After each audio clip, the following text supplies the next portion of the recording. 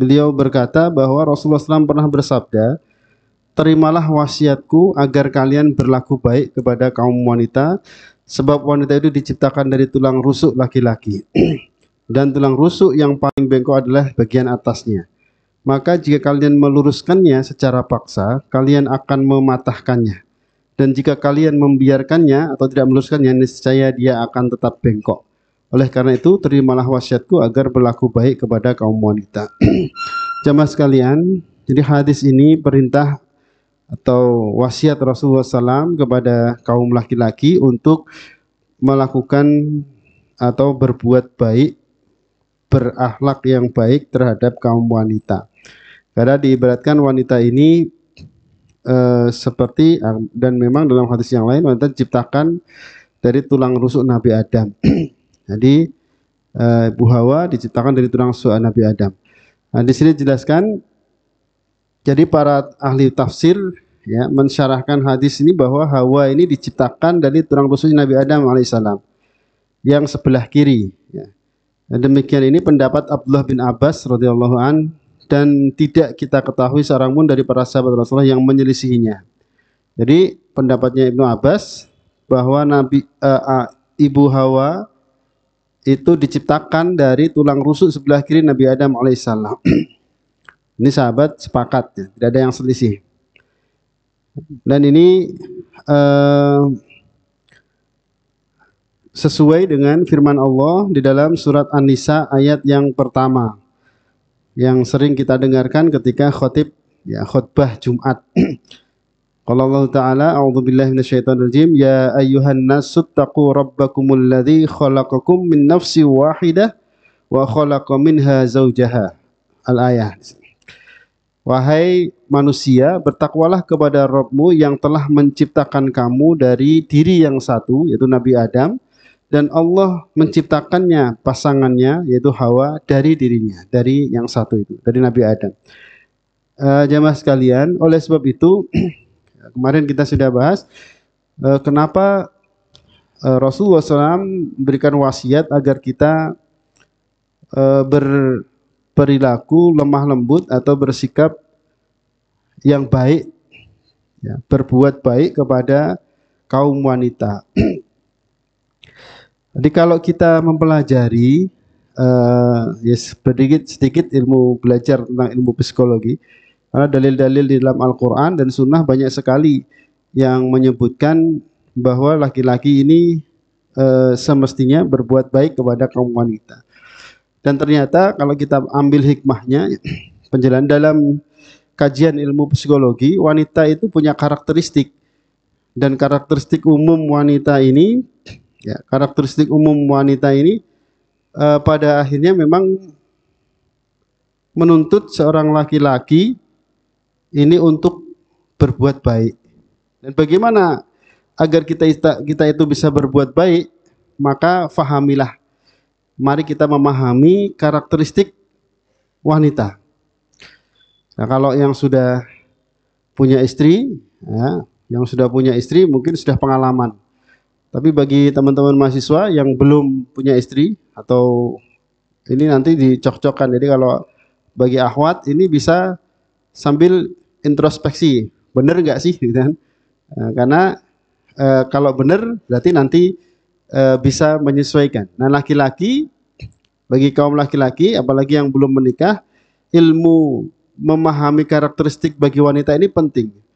Karena ya di pekan kemarin saya ceritakan banyak sekali, mohon maaf, perceraian, ya, perceraian itu terjadi karena konflik antara suami istri yang tidak terselesaikan. Nah, konflik itu terjadi kenapa? Karena masing-masing ya tidak memahami hak dan kewajiban, kemudian tidak memahami karakteristik bagaimana seharusnya laki-laki dan bagaimana seharusnya perempuan. Semakin kita memahami bagaimana karakteristik perempuan, maka insya Allah kita akan semakin mampu untuk memperlakukan wanita itu dengan sebaik-baiknya. Baik, setidaknya ada 15 karakteristik wanita. Ya, nanti kalau lupa nanti bisa dilihat ulang-ulang di channel YouTube MPD Tembalang tanpa spasinya. Nanti bisa dilihat. Yang pertama, jadi wanita itu suka untuk dipuji. Ya, jadi wanita itu senang dipuji. Maka mohon maaf, bahasanya kalau wanita itu dipuji laki-laki, itu mesti klepek-klepek bahasanya. Entah itu kenal atau tidak kenal, apalagi sudah kenal gitu ya. Jadi wanita itu mohon maaf kalau saya bilang ada wanita, wih cantiknya ini di depan dia, itu dia akan tersipu-sipu. Nah ini penting harus kita pahami. Ucapan ini jangan diucapkan kepada sembarang wanita. Masalahnya itu. Harus diucapkan pada istri kita atau anak-anak kita. Boleh. Kalau diucapkan di hadapan istrinya orang lain, nah, kedengaran suaminya jadi masalah. Ya, ini bahaya. Karena apa? Mesti senang wanita ini. Wah, dibilang cantik itu senang.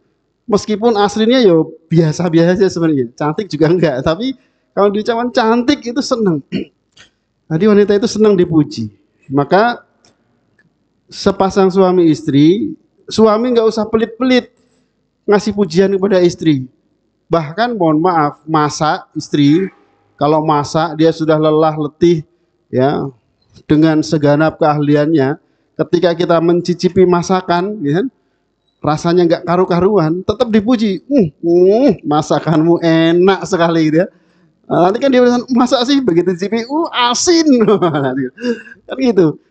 Tapi itulah wanita gitu ya. Jadi kalau kita mencela, masakan dia nggak enak, dia marah. Ya, dia pasti akan tersinggung. Nah, maka rumus pertama karakter yang suka dipuji ini, biasakan kita memuji pasangan kita. Jadi dalam keadaan meskipun aslinya tidak seperti itu, maka boleh ya salah satu dalam tanda petik ya, bohong yang boleh, yang diperbolehkan itu suami berbohong kepada istri agar kehidupan rumah tangga itu menjadi harmonis. Itu boleh. Jadi masakan nggak enak dibilang enak gitu kan. Masalahnya ini luar biasa. Ini penting ya. Ya, tapi sekali lagi jangan salah ya, pujian itu diberikan kepada wanita yang salah ya. Maka akan jadi masalah. Kemudian yang kedua, wanita itu punya karakteristik pendendam. Jadi dia kalau terluka hatinya itu sembuhnya lama. Dan yang melukai itu akan dia kenang selalu. Ya, jadi wanita itu kalau sakit, saya pernah melakukan anak saya perempuan, Pak. Anak saya ada 3, yang pertama laki-laki, yang 2 perempuan. Anak yang saya yang perempuan yang terakhir itu, saya itu pernah melakukan kesalahan, ya bukan kesalahan, sebenarnya bukan janji, tapi dia itu kepingin aku dibelikan tas atau sepatu gitu. Kemudian saya lupa, sampai lama tidak saya belikan, padahal saya juga tidak janji. Itu dari kelas TK sampai dia SMP itu masih diingat, Pak. Dulu katanya beliin nggak jadi, gitu. Itu masih ingat. Kalau anak saya yang laki-laki, wis paling lupa, ya. Sibuk ya. Jadi apa lupa. Meskipun mungkin ingat, tetapi berusaha melupakan. Ya. Tapi kalau anak perempuan ingat, ya, kalau wanita itu ingat dan diungkit-ungkit misalnya. Ini yang bahaya. Nah maka Jangan sampai suami istri itu biasanya pun begitu. Mohon maaf, kalau laki-laki, ini yang kalau pelajaran hidup, ada pasangan suami istri yang laki-laki itu dulu mungkin pernah pacaran atau pernah punya hubungan dengan wanita yang lain yang akhirnya nggak jadi menikah. Itu biasanya laki-laki itu dilupakan. Sudah, ketika sudah menikah, oh, istri saya ini yang tak apa ini. Tapi kalau wanita, gitu ya, itu nggak bisa. Jadi kadang-kadang dia pun ketika ingat atau ketemu di jalan, nanti ketemu sama dia pasti akan cerita sama suaminya. Dia itu dulu mantan saya begini-begini, dia cerita. Nah, itu nggak bisa lupa. Apalagi sakitnya sampai sakitnya tuh di sini gitu ya. Itu nggak bisa lupa. Maka hati-hati, dan wanita itu luar biasa ingatannya ketika dia mengingat kesalahan-kesalahan kita. Maka kalau kita sudah tahu, paham karakteristik wanita yang seperti ini, kita akan hati-hati. Jangan sampai kita melakukan kesalahan kepada istri kita sebisa mungkin. Ya. Bahkan kalaupun dia yang salah, gitu ya. Jadi wanita itu kalau salah, dia nggak mau salah. Karena dia punya rumus, ya, punya peraturan. Yang pertama, wanita tidak pernah salah. Yang kedua, kalau wanita salah, maka lihat pasal 1, ya. Kan begitu. Nah, ini blunder. Nah, ini wanita. Hati-hati. Kemudian yang ketiga, wanita itu sulit berterima kasih, Pak. Maka Rasulullah SAW mengingatkan. Jadi kenapa banyak wanita nanti yang masuk neraka? Ya, karena satu, yang pertama itu dia tidak bersyukur terhadap pemberian suaminya. Jadi suaminya sudah bekerja keras banting tulang, ya, ngasih nafkah, dia nggak pernah berterima kasih. Ya.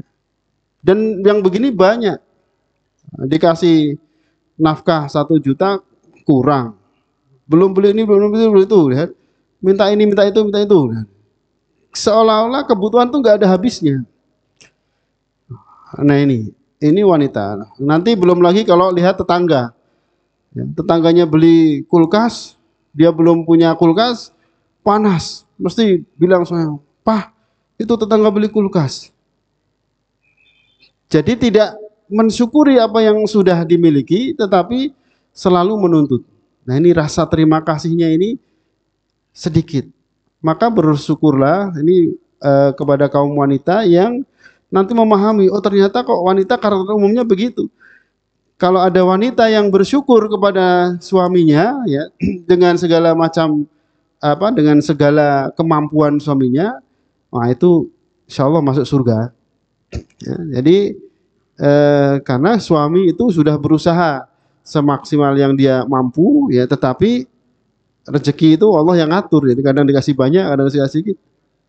Nah kemudian istri inilah yang ibaratnya membelanjakan, gitu kan.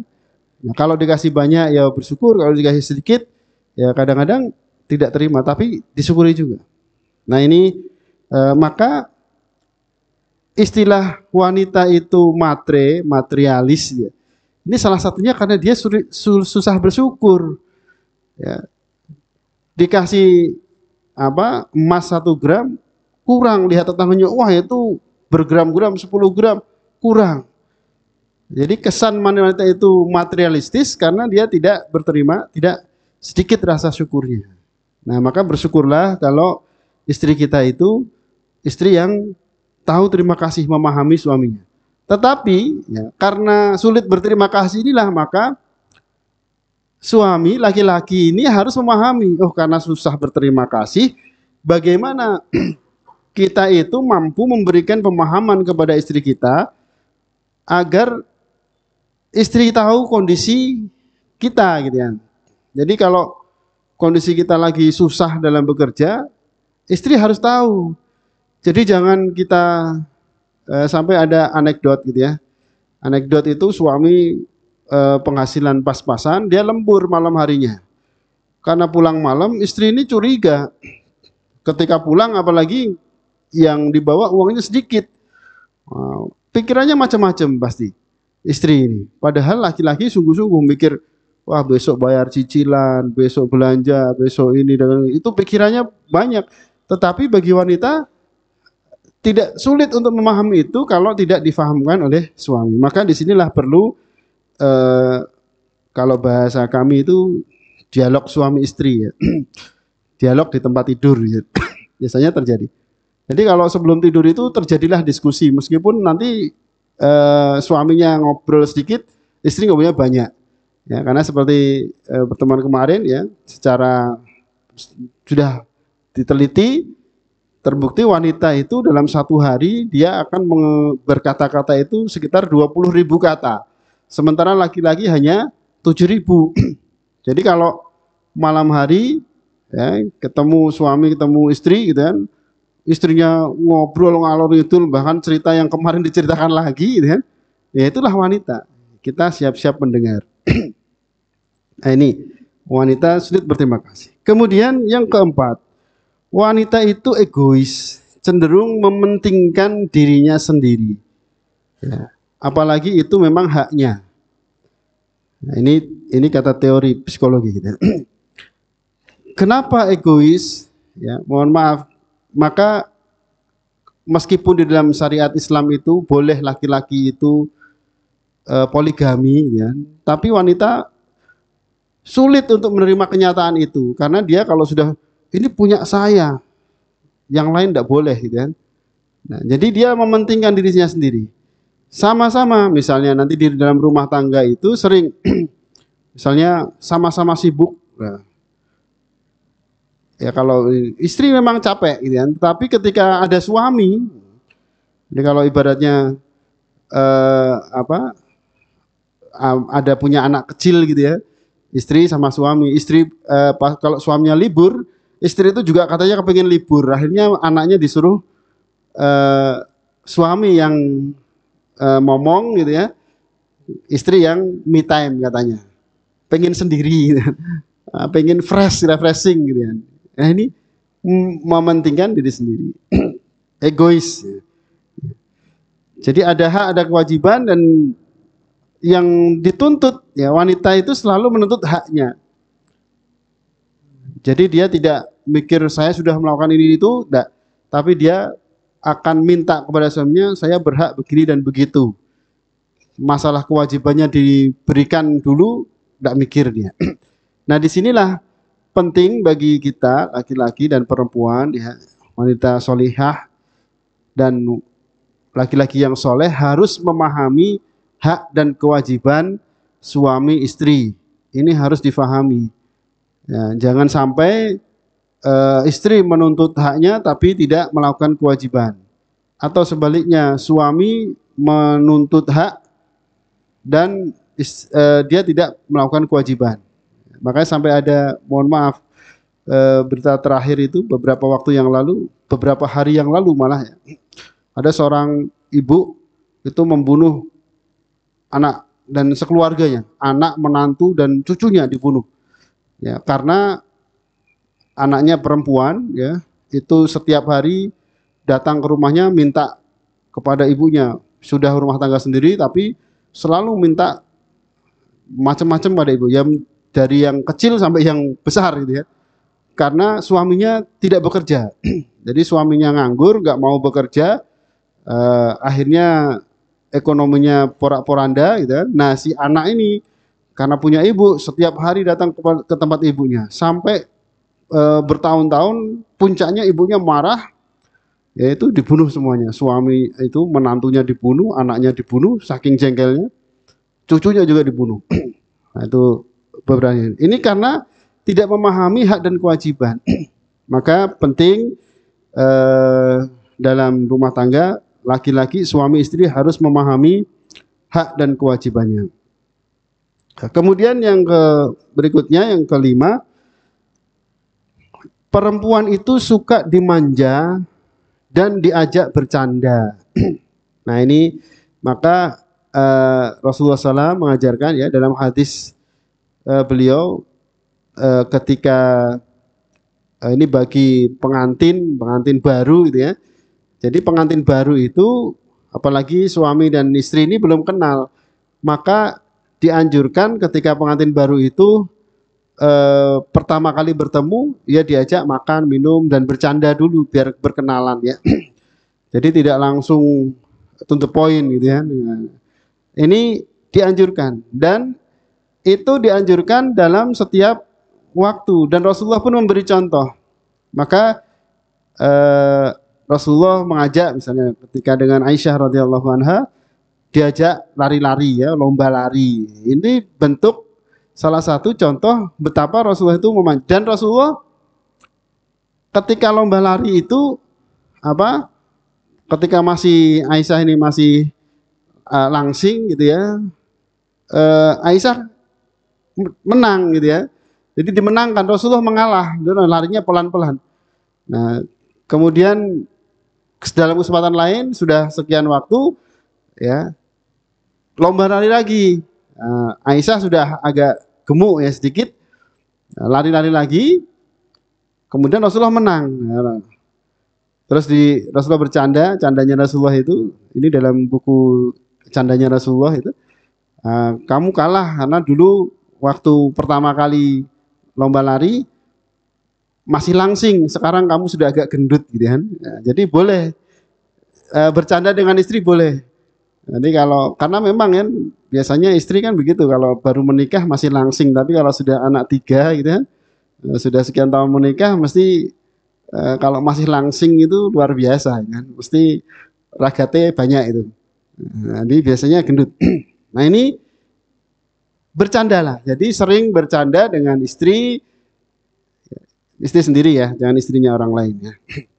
Kemudian yang keenam, wanita itu ya, kalau ini mohon maaf ini agak berbau kamar gitu ya.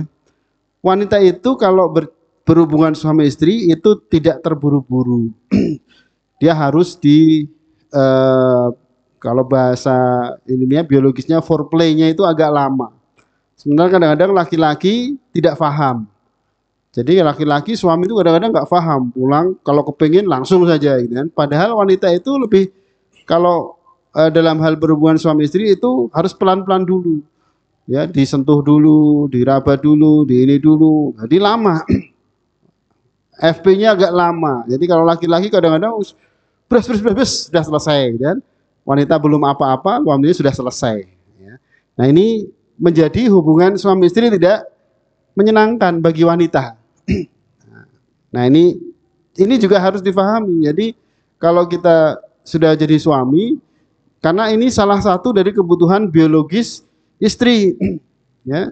Jadi jangan sampai kitanya sudah, yang laki-laki ini sudah puas, sudah selesai, istrinya belum apa-apa. Ini mengecewakan. Nah, itu kalau begitu terus gitu kan, nah, akhirnya lama-lama juga istri menjadi bosan. Nah, ini yang keenam. Yang ketujuh, wanita itu suka untuk diperhatikan. Nah, ini berlaku umum. Mohon maaf, dari masih remaja sampai dia sudah tua, itu wanita itu senang diperhatikan.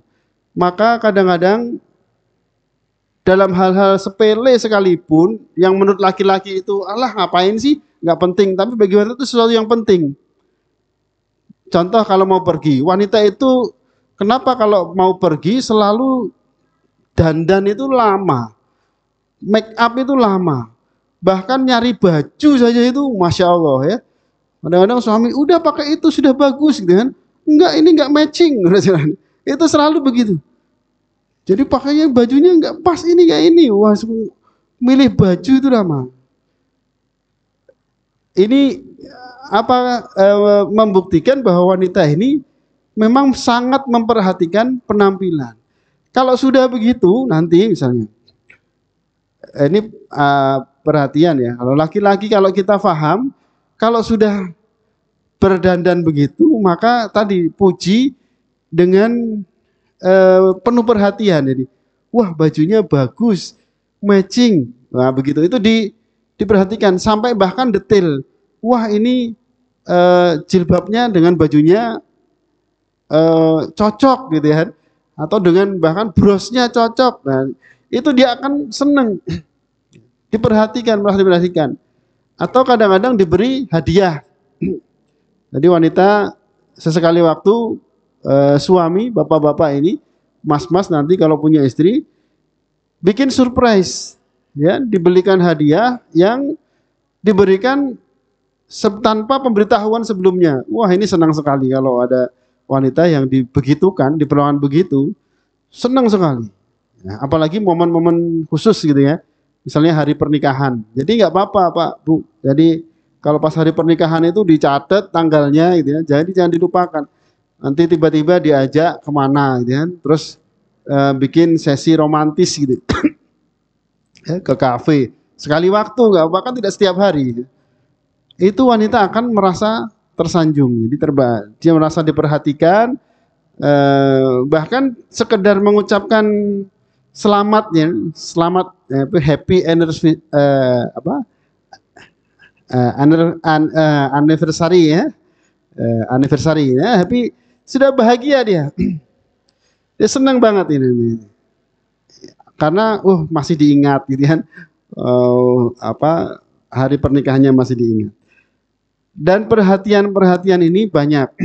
Jadi termasuk, mohon maaf, kalau rumah, meskipun ya contoh perhatian sederhana, ada cucian piring misalnya. Kok suami kok mau mencucikan piring? Wah, itu bagi istri itu sesuatu banget gitu ya. Senang banget istri itu. Ada piring kotor dicuciin gitu ya. Ada baju kotor dicuciin gitu. Meskipun nggak setiap hari, pada saat itu, wah itu kebanggaan. Jadi istri akan sangat bahagia. Maka kenalilah ini, ya, kalau kita paham, ternyata istri perhatikan dalam setiap saat, perhatikanlah istri kita. Jadi kalau sudah lipstiknya habis, ya, atau kebutuhan dia habis, maka segera kita belikan. Ya. Ini menjadi sesuatu yang menyenangkan baginya. Kemudian yang kedelapan, wanita itu suka untuk dilindungi. Jadi wanita itu senang dengan laki-laki yang gentleman. Jadi kalau ada di jalan misalnya, ada orang mengganggu. Meskipun mungkin wanita ini jago karate misalnya. Tapi begitu di jalan ada orang mengganggu, dia akan senang dengan laki-laki yang sigap. Ya, dia membela istrinya. Atau yang sering kali terjadi, mohon maaf, dalam rumah tangga itu sering terjadi perselisihan antara wanita, istri kita itu dengan keluarga. Baik kakak adik kita atau bapak ibu kita, mertua. Nah, kadang-kadang ketika situasi seperti itu sulit. Nah, wanita ini, istri kita itu senang kalau dia dibela. Ya. Ada pembelaan dari kita. Kita melindungi. Ya, meskipun dengan cara yang halus. Jadi misalnya adik kita marah dengan istri kita. Nah, kemudian ternyata kita itu membela adik kita. Wah, itu istri kita bisa tersinggung. Tapi kalau kita membela istri kita, itu dia akan semakin sayang kepada kita. Ya, meskipun proporsional. Nah, kalau yang adil harus cek dulu, ini yang salah siapa gitu. Tetapi masalah ini, ya, permasalahan seperti ini, apalagi dalam keluarga yang kakaknya masih satu rumah, ada 3 kakak misalnya. Gitu. Nah, itu konflik-konflik itu sering terjadi. Nah, maka istri itu akan senang dengan suami yang mampu melindungi dia, membela dia, mempertahankan atau ya memuliakan dia. Nah, ini yang karakter wanita seperti itu. Tapi kalau dia dihinakan, wah ya kamu itu malah disalah-salahkan, itu ya sudah, besoknya dia pulang. Apalagi urusan dengan mertua atau keluarga suami gitu, kok dia suami kok tambah nyalah-nyalahin dia, pasti dia akan pulang ke rumah orang tuanya. Orang tua saya saja nggak pernah marah, nggak pernah membuat saya sakit hati, kok ini kamu sekeluarga.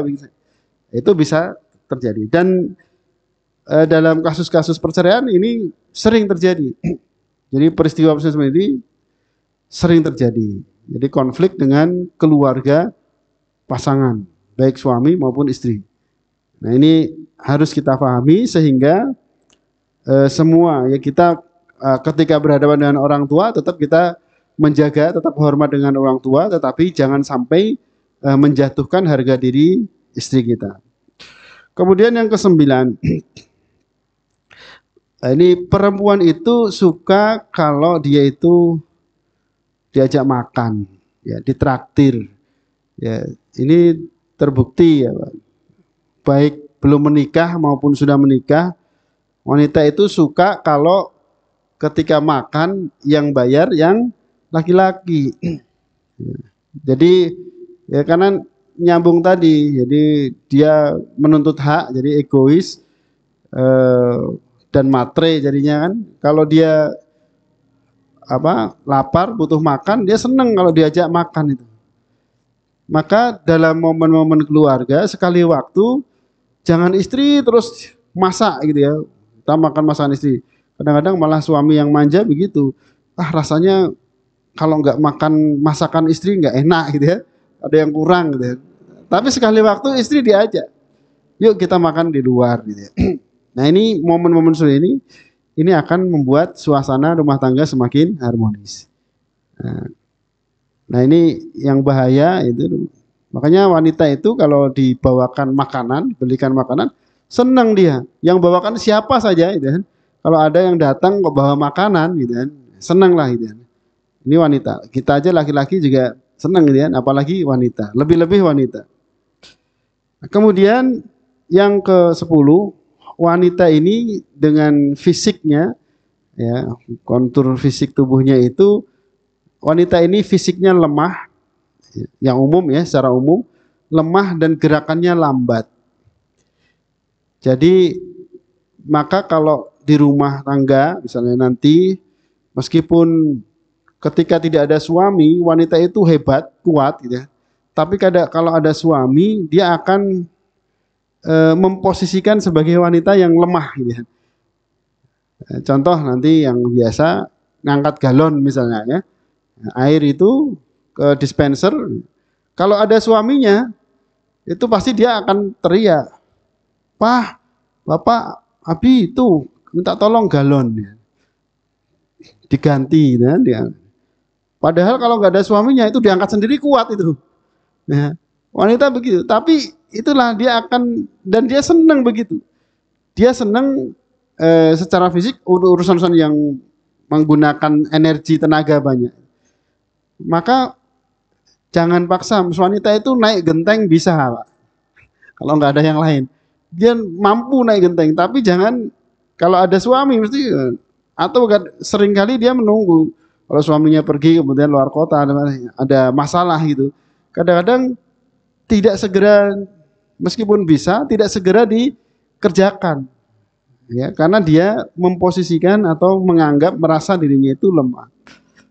Nah ini tidak akan terjadi kalau wanita itu tidak punya suami, dia harus fight gitu ya. Nah ini ke-10. Jadi maka kalau kita memahami itu, ketika istri kita minta tolong yang berkaitan dengan angkat mengangkat gitu ya. Jadi baik apakah itu ngangkat cucian, ngangkat galon, atau ngangkat belanjaan gitu ya. Nah, belanjaan kan yang belanja istri, yang angkat suami gitu ya. Suami harus paham ya, dan harus rela, ikhlas gitu ya. Jadi jangan sampai kemudian wah segitu aja nggak diangkat sendiri gitu kan. Nah ini menjadi masalah. Nah ini harus kita pahami. Kemudian yang ke-11, wanita itu suka sesuatu yang romantis yang berulang-ulang. Jadi terjadi pengulangan. Yang pengulangan itu membawa suasana yang mengingatkan pada masa lalu yang menyenangkan. Sebagai contoh ya, ketika kita ada tempat favorit gitu ya. Jadi kadang-kadang laki-laki itu nggak punya momen di mana gitu. Maka kalau ada tempat favorit, dia akan selalu berusaha untuk yuk kapan lagi ke sana, kapan lagi ke sana gitu. Apalagi tempat itu memang bagi dia itu adalah tempat yang sangat berkesan. Ya, atau kota tertentu misalnya. Ya, mungkin dulu kuliah di luar di mana misalnya, atau misalnya sekarang dia orang Jakarta, kuliah di Semarang. Ternyata di Semarang itu bagi dia menyenangkan. Terus nikah di Jakarta.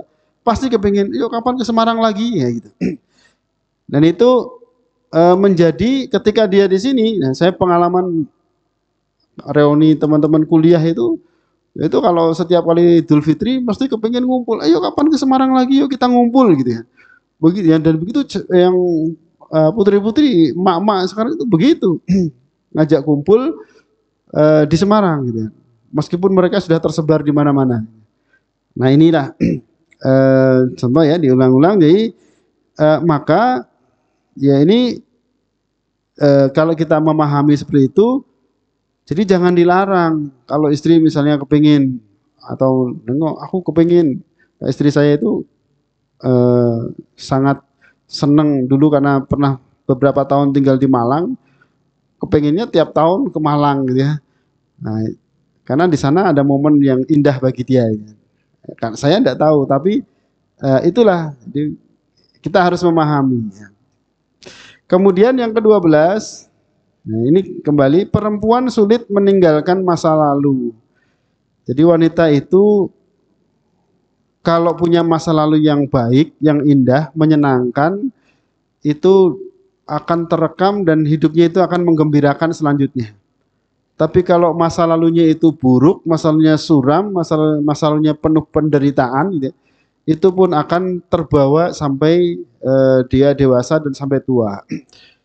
Nah, ini pelajaran bagi kita bahwa kalau kita menikah yang kebetulan istri kita itu punya masa lalu yang tidak menyenangkan, maka kita harus mampu untuk menutup serapat-rapatnya agar atau berusaha agar dia tidak mengingat itu, diganti dengan kegembiraan-kegembiraan. Tapi kalau kita kebetulan istri kita itu masa lalunya menyenangkan, maka bagaimana kita mempertahankan itu dalam sunnah. Dan lebih penting lagi, pelajaran yang kita harus lakukan adalah bagaimana ketika kita menanamkan kalau kita punya anak perempuan, jadikanlah masa kecil mereka itu, masa kebersamaan dengan kita itu adalah masa-masa yang menyenangkan bagi mereka. Ini penting. Jadi kalau kita punya anak perempuan, Bapak Ibu, bagaimana kita mendidik atau membuat suasana dalam rumah kita, suasana dalam keluarga kita itu bagi dia itu adalah suasana yang menyenangkan. Karena itu nanti akan dikenang dan mereka itu ketika dewasa akan mengingatnya. Belajar pembelajaran dari orang tua, kalau orang tua itu menyenangkan bagi anak-anaknya, nanti sampai dewasa pun dia, oh dulu ibu saya ngajari saya begini, oh dulu bapak saya ngajari saya begini, itu diingat sampai dia dewasa. Ya. Tapi kalau orang tuanya rumah tangganya itu broken home, ya, dia pun mungkin juga akan mengulang ya, perlakuan orang tuanya kepada anak-anaknya.